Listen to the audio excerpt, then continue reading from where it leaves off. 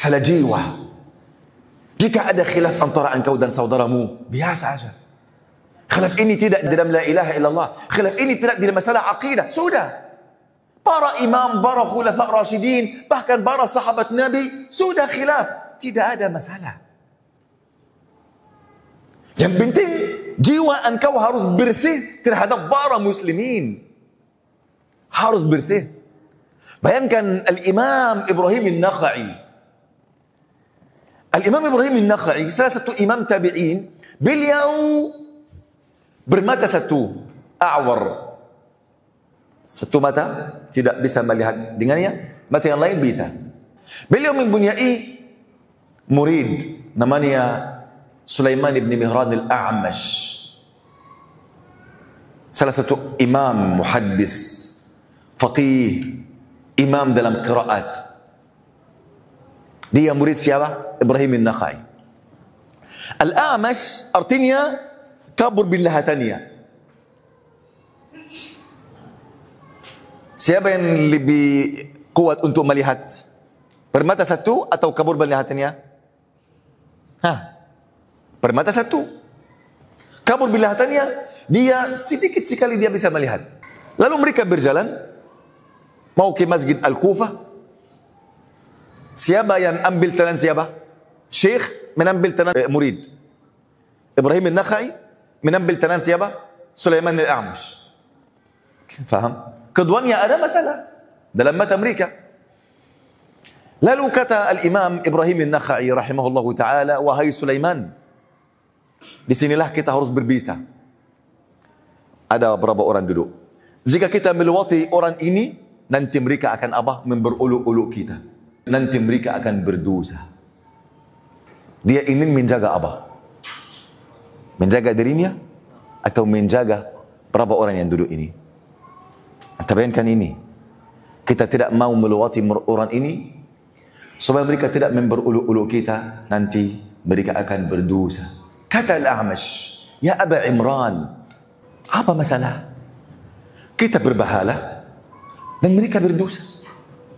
Kata Al-Imam Ibrahim An-Nakha'i, bahkan katakanlah kita selamat dan mereka juga selamat dan tidak berdosa. Allahu Akbar. Ini ikhwani, wallahi ya akhi, walaupun engkau orang yang paling alim di dunia ini, tapi hati masih ada masalah, wallahi tidak berguna bagimu dan bagi orang lain. Bahkan katakanlah kita selamat dan mereka juga selamat dan mereka tidak berdosa. Faham? Engkau akan rugi apa kalau engkau menambil tangan saudara engkau, menyelamatkan saudara engkau? Apakah engkau akan rugi? Demi Allah tidak. Bahkan cerita pada hari qiyamah, subhanallah ya akhi, pada hari qiyamah seorang mencari satu kebaikan saja agar memberatkan timbangan kebaikannya agar masuk surga. Kebaikan sudah sama seperti keburukan, masih meminta satu kebaikan, mencari ratusan tahun di badan mahsyar, tidak ada yang mau bantu beliau. Siapa yang bantu? Ini hari tidak ada bantuan sama sekali, semuanya lari dari semuanya. Lalu dia menemui seorang lelaki, berkata kepadanya, wahai fulan, saya hanya mempunyai satu kebaikan saja, banyak dosa, pasti saya akan masuk neraka, ambil kebaikan ini. Lalu Allah memanggil keduanya dan berkata kepada orang yang memberikan kebaikan kepada saudaranya, wahai hambaku, apakah engkau mendatang di sini agar mengajarkan kami bagaimana kedermawanan? Ambillah tangan saudaramu dan masuk surga. Aku sudah menampuni dosa keduanya. Subhanallah. Ini ikhwani, ini perasaan orang muslim terhadap saudaranya. Kita belajar di fiqh ikhwani, ini tidak berarti semua masalah fiqhiyah ini ijma', tidak. Jika Allah SWT menginginkan semua masalah fiqhiyah ini seperti ijma' atau semua masalah ijtihadiyah, tidak ada ijtihad, mungkin semuanya namanya dalalah yaqini atau ijma', Allah bisa. Kenapa Allah SWT tidak menjadikan semua syariat sebagai ijma'? Ujian untuk kita. Supaya jika saya khilaf sama anta, kita akan lakukan apa? Saling menasihati atau menibelakani. Faham? Atau saya ghibah dan namimah engkau. Dan semua ini akan menghancurkan semua kebaikan saya. Dengarlah cerita ini, ikhwan. Bagus sekali. Wallahi bagus sekali, ikhwan. Yang mencerita ini Al-Imam Abu Bakr bin Al-Arabi Al-Qadhi Al-Maliki dalam kitab Ahkam Al-Quran. Beliau berkata, telah mencerita kepadaku Muhammad ibn Al-Qasim Al-Uthmani. Beliau berkata, saya pernah pada satu kali masuk Mesir menuntut ilmu, dan saya pergi ke seorang alim besar di negeri Mesir, namanya Abul Fadl Al-Jauhari. Ini alim nomor 1 di Mesir pada waktu ini. Lalu tiba-tiba saya pergi ke masjidnya, beliau berceramah dan masjid penuh. Saya duduk di belakang. Saya mendengar ceramah beliau. Di antara ceramah ini, beliau berkata, Rasulullah sallallahu alaihi wasallam pernah min cerai dan min zihar dan min ila. Cerai kita tahu. Zihar apa artinya? Zihar artinya seorang berkata kepada istrinya, anti haram atas saya seperti ibu saya. Anta alayya ka dhahri ummi. Seperti bingung. Ibuku haram atas saya, haram kekal, begitulah anti. Artinya ini kehormatan abadi, kekal. Ini namanya zihar. Faham? Adapun ila artinya seorang bersumpah dia tidak mau ada hubungan sama suami istri, masalan pada masa 1 bulan, 2 bulan, 3 bulan, ini namanya ila. Lalu Abul Fadl Al-Jauhari berkata, Nabi SAW pernah talaq min cerai istrinya, pernah min zihar, dan pernah ila. Kemudian selesai ceramah pada waktu ini, dan banyak orang sudah kembali bulan, kecuali beberapa orang saja bersama Al-Imam Abul Fadl Al-Jauhari. Dan saya bersama mereka mengikuti beliau sampai rumah beliau. Beliau orang asing, pertama kali masuk Mesir. Lalu kita masuk ke rumah beliau, ngobrol sama beliau. Lalu beliau melihat saya orang asing. Faham? Beliau tidak tahu saya. Lalu beliau tanya kepada saya, engkau ada hajat, ingin bertanyaan? Ya wahai imam. Lalu al-imam mengeluarkan semua murid. Karena yang utama sekarang siapa? Orang yang asing. Mereka bersama beliau setiap hari. Suruh mereka keluar. Lalu kata al-imam Muhammad ibn Al-Qasim Al-Uthmani, saya dan beliau hanya duduk di kamar.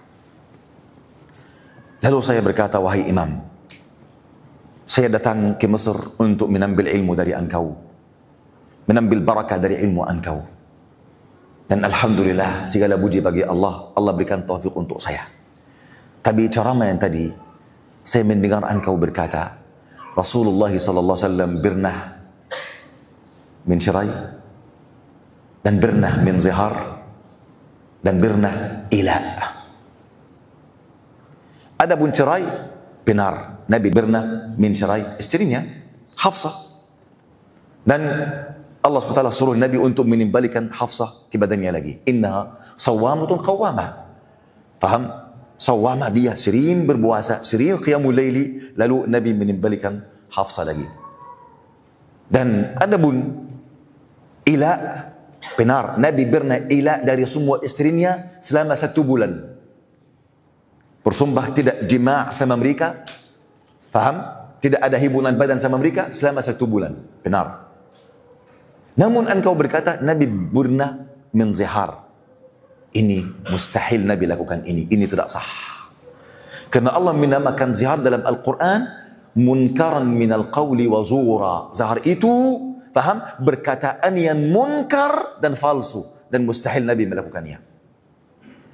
Kata beliau, langsung Al-Imam Abul Fadl Al-Jauhari mencium saya dari kepala saya dan berkata, jazakallahu anni khairan. Aku bertaubat kepada Allah. Jazakallahu anni khairan. Aku bertaubat kepada Allah. Lalu dia berkata, saya bulan, kemudian harian berikutnya, saya ingin pergi ke masjidnya cepat. Ternyata masjid sudah penuh. Kemudian Syekh juga Abul Fadl Al-Jauhari ini duduk di atas mimbar. Saya masuk dari pintu. Lalu tiba-tiba Al-Imam Abul Fadl Al-Jauhari melihat saya, berkata, ahlan wa sahlan bi muallimi. Selamat datang dengan guruku. Bukalah jalan untuk guruku. Lalu semua orang melihat siapa? Melihat Muhammad ibn al-Qasim al-Uthmani. Lalu beliau sangat malu. Dia berkata, aku sangat malu. Faham? Lalu mereka membawa Muhammad ini di atas tangan mereka. Akhirnya mereka apa? Sampaikan beliau ke Al-Imam Abul Fadl Al-Jauhari. Lalu Al-Imam Abul Fadl Al-Jauhari suruh dia duduk sebelahnya. Kata Muhammad Ibn Qasim Al-Utsmani, aku berkeringat seperti mandi. Saya tidak tahu nama saya apa, dan saya dari mana, dan duduk di mana, karena sangat malu. Akhirnya beliau berkata kepada mereka, tahukah kalian, saya ceramah yang tadi kemarin berkata Nabi pernah min syirai, pernah min zihar, pernah min ila. Lalu beliau mengikuti saya ke rumah saya dan bicara antara saya dan dia saja, dan berkata Nabi min syirai binar, min ila binar, tapi Nabi tidak pernah min zihar, karena zihar ini munkaran min al-qawli wa zura, perkataan yang munkar dan palsu, dan tidak ada seorang di antara kalian mengkoreksi untuk saya. Jazakallahu anni khairan. Dan sering berdoa untuk beliau. Kata Al-Imam Abu Bakr ibn Al-Harabi, komentar beliau ini luar biasa ikhwani. Inna hazad din matin. Lihatlah, semoga Allah merahmati kalian, kata beliau, sungguhnya agama ini sangat kuat, kokoh. Lihatlah kepada Abul Fadl Al-Jauhari, Imam ahli Mesir, ketua semua ustaz di Mesir. Dia tidak menerima orang asing, orang tidak dikenal zatnya atau namanya atau negerinya, menerima dari beliau masalah ilmiah ini. Dan tidak menerima saja, beliau mengkabarkan kepada seluruh muridnya bahwasannya beliau bernasalah, dan ada orang seperti ini tidak dikenal siapapun dari mana, tidak dikenal. Beginilah kata Imam Abu Bakar Al-Arabi, kita harus paham bersikap kita dalam menuntut ilmu agar kita berjalan menuju Allah dengan selamat. Ikhwani yang akan kekal, Allah ya ikhwah, ikhlas kita kepada Allah Azza wa Jalla. Ini yang akan kekal. Ini yang akan engkau melihatnya pahala pada hari kiamat.